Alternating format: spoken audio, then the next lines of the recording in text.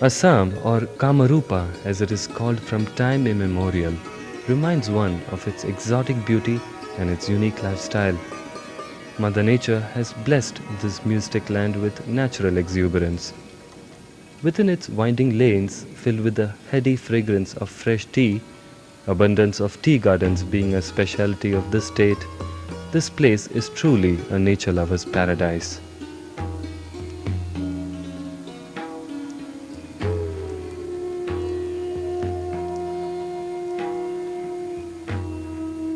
This visual is about a race of Assam occupying the ranges called the North Kachar Hills, where Mother Nature has lavished her blessings to spread sparks of serene beauty across the Brahmaputra.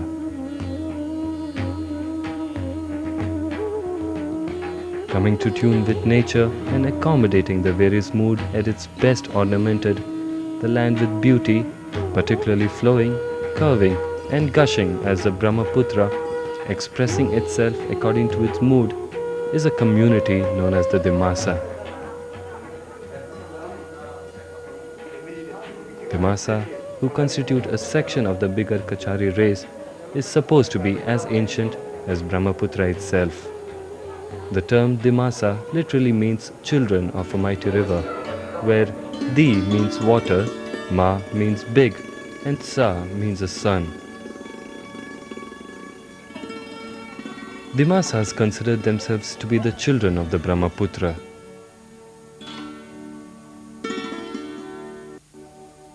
In the beliefs of Dimasa, one finds some reference made to Hidimba, the first wife of Bhima, the second of the Pandavas. This reminds one of their close linkage with the greatest epic of India, the Mahabharata. Tracing back their history, we find that they are very much part of the Indian ethos.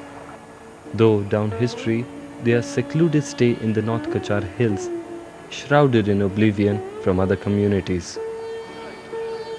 This documentary is to focus on their beautiful art and also on Dimasas themselves.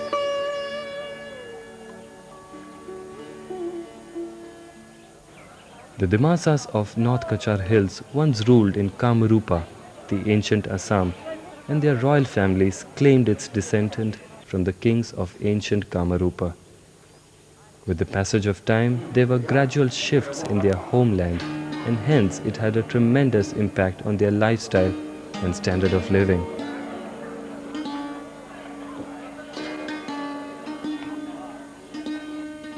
At the beginning of the 13th century, the Thai Ahoms who entered Assam across the eastern frontiers started hostility with the Dimasas. At one time, the Ahoms completely ransacked their capital Dimapur, which is now in present Nagaland. So, they shifted their capital to Maibang in the lap of the secluded North Kachar Hills. But there also they would not reign in peace. The Ahom armies captured Maibang and they were forced to flee to Kaspur in the Barak Valley further south. Today, the Dimasas mainly have confined themselves to Assam's North Kachar Hills and Karbi Anglong district.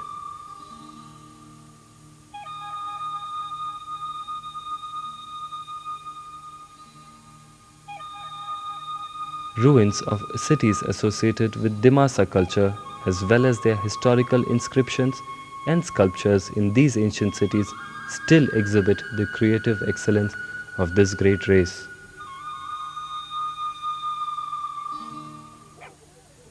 This transition from Kamarupa to North Kachar Hills and then seclusion in the peaceful mountain ranges from other communities developed a beautiful and distinct expression of Indian culture in Dimasas.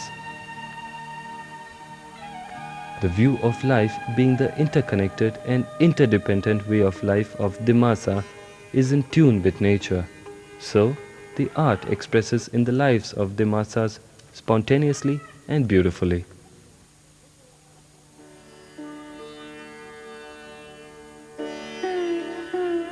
This is Shemkhar, a remote village 60 kilometers away from Maibang.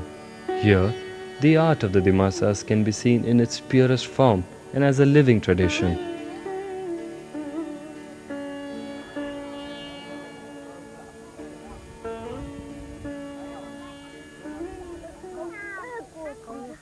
The residents of Shemkar have treasured the artifacts inherited from their ancestors in their purest form. Seemingly remote and secluded from the rest of the world, they lead a totally content and blissful life, undisturbed since the last 500 years. They are self-dependent and are capable of living and fulfilling all their wants from Mother Nature itself. Even today, most of the Dimasas try to make every bit of their necessities of life all by themselves.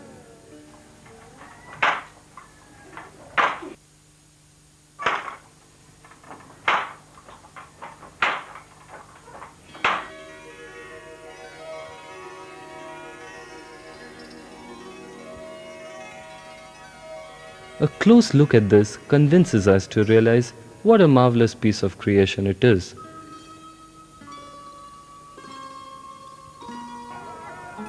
Ladies carry water in the kankara, a carrier made out of bamboo.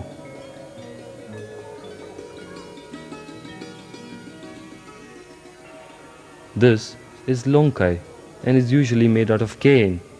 Artistically, it is slightly intricate than the dikankara.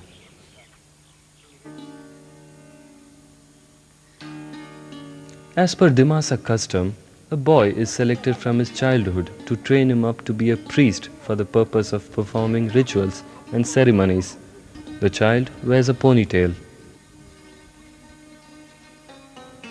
The Dimasa woman representative of nature mostly wears dresses of bright colors, whereas the men folk use very simple garment.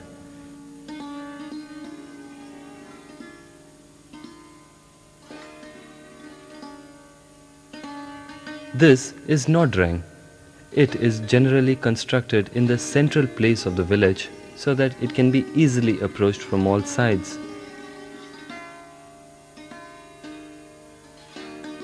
All the unmarried boys above 12 years in a village sleep in the Nodrang. Women are strictly prohibited to enter in it.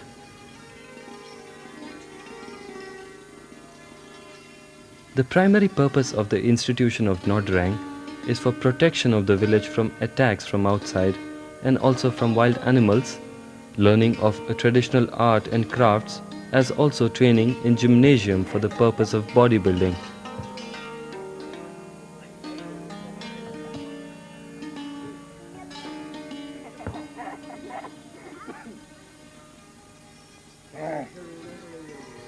Thus, Nodrang should be termed as an informal educational institution of Dimasas, though wrongly it is referred to in English as dormitory. Today, due to modern schooling, the functional aspects of Nodrang have almost lost their significance, and as an institution, it functions only in remote villages. Preparations for building a house are going on. The frame of the house are made out of timber and bamboo walls are mud plastered. They possess thatched roofs.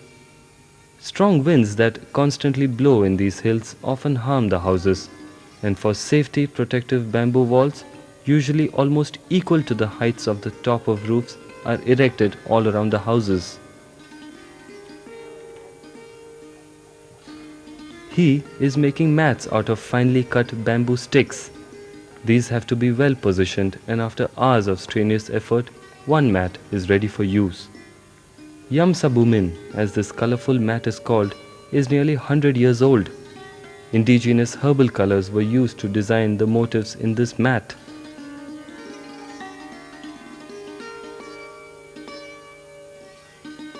This is Kaujeb. Kaujeb is used to keep valuable ornaments and precious articles. This is made out of cane. This is Jembai, which is usually made out of cane or bamboo. It is used for carrying small items.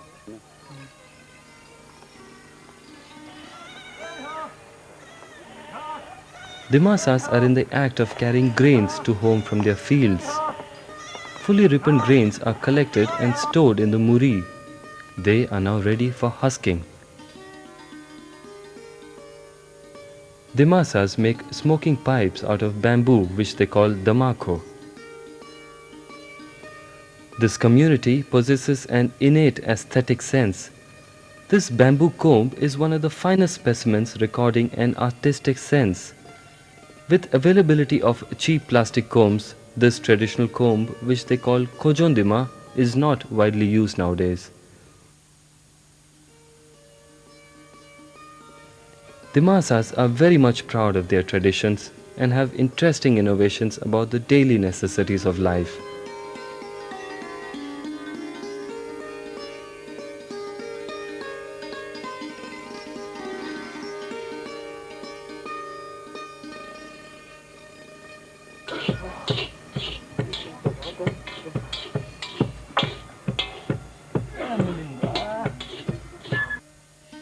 They have a unique device to extract oil from sesame seeds, which is called tosibeba. It mostly consists of a long log of wood, which is slit from one end up to the center. Sesame seeds are soaked and then heated.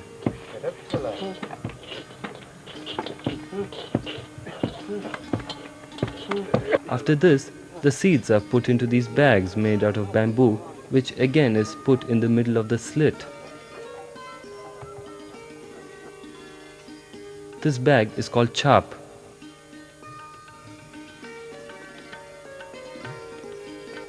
By pulling the slitted end of the wooden log, the bag is pressed using ropes and poles.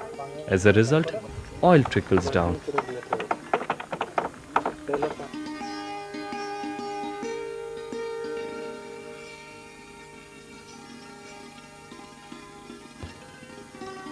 Color and gaiety have always been synonymous with communities of Assam, and the Dimasas are no exception. Dance and music play an important role in their day-to-day life.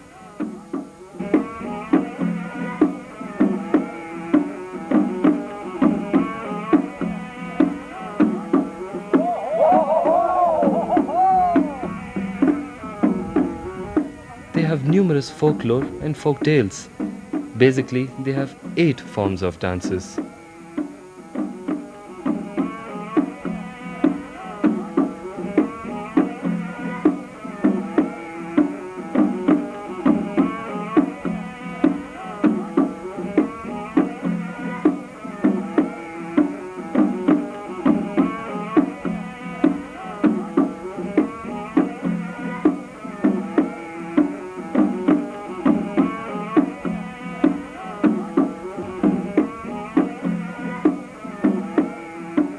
Dances are also performed during the celebration of community festivals or to pay respects to the honored guests. Dance is one of their expressions of joy, happiness, and reverence.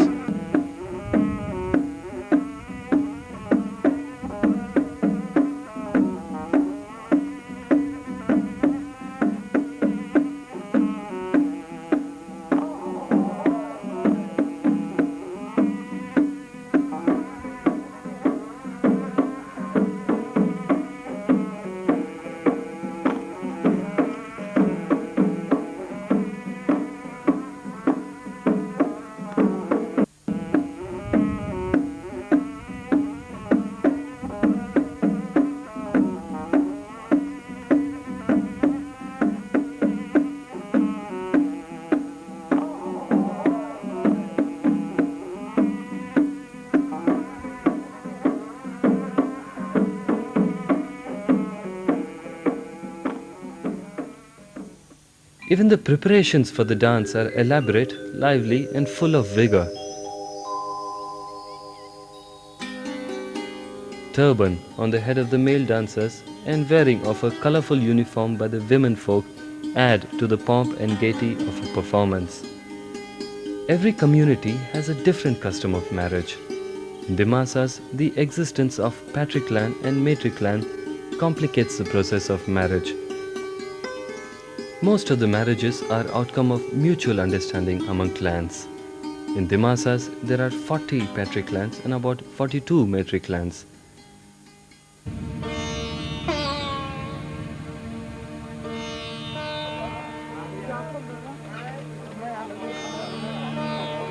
Death in the family is the occasion of mourning for family members, and the whole village assembles to express their sorrow for the deceased.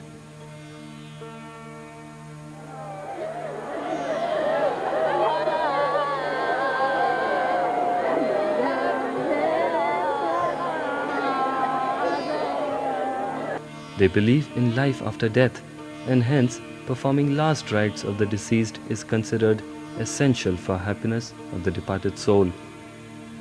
Dimasas cremate the dead after an elaborate bathing and clothing ceremony, as is the custom in most parts of India. After 2 days, a post-funeral ceremony is performed.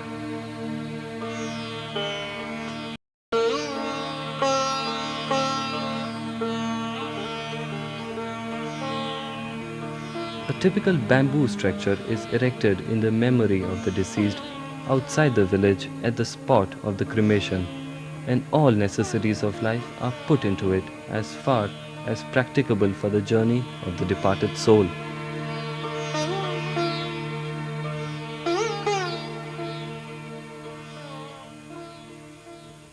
As in sorrow, in happiness too, the Dimasas express the solidarity of the community by celebrating it together.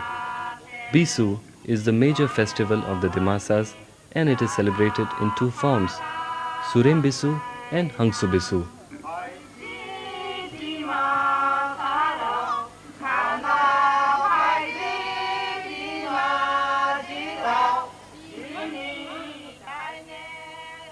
These festivals are celebrated on the occasion of harvesting.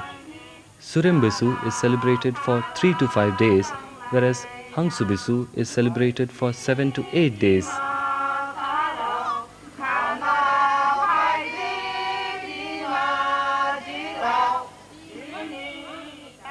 The whole village celebrates Surem Bisu together.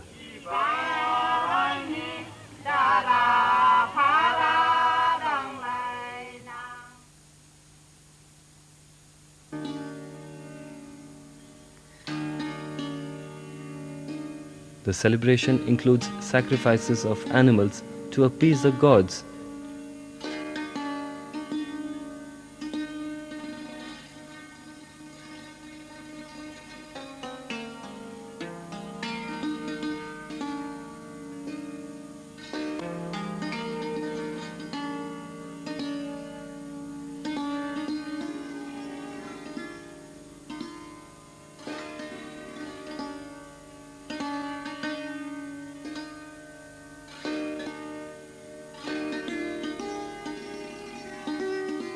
Hangsu Bisu is arranged in any one house.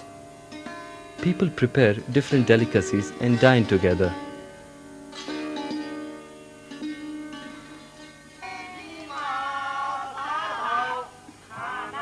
After this, all are engrossed in dance and music for the whole night. It is a festival of young people, as both boys and girls dance together.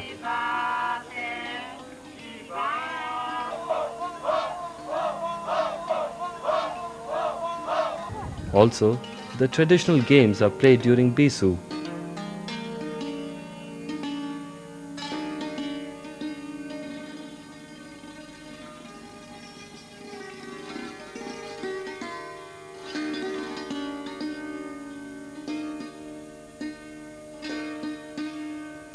Collective celebration of festivals by the Dimasas is a natural expression of oneness and interconnectedness of the community, which is the basic principle of Indian culture.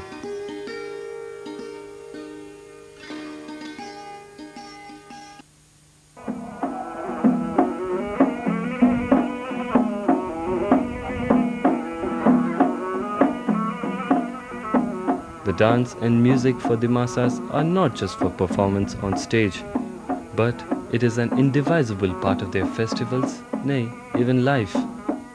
The music of the Dimasas is a class by itself. They invariably use musical instruments like kram muri, kram dubung, and sufin.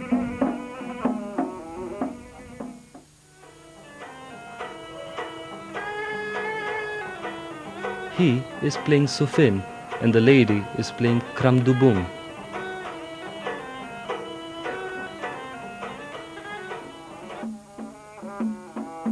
Muri is a blowing instrument generally made out of a special type of timber with the mouthpiece made out of straw. It produces a subdued but sonorous note.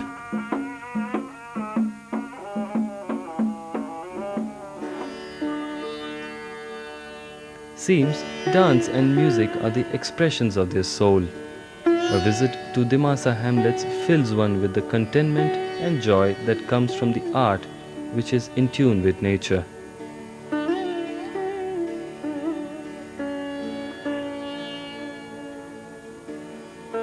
One comes back with the memories of hospitality and simplicity of Dimasas, their haunting tunes, extravagance of colors and rhythm of their dances, and of course, delicacy and intricacy of their artifacts.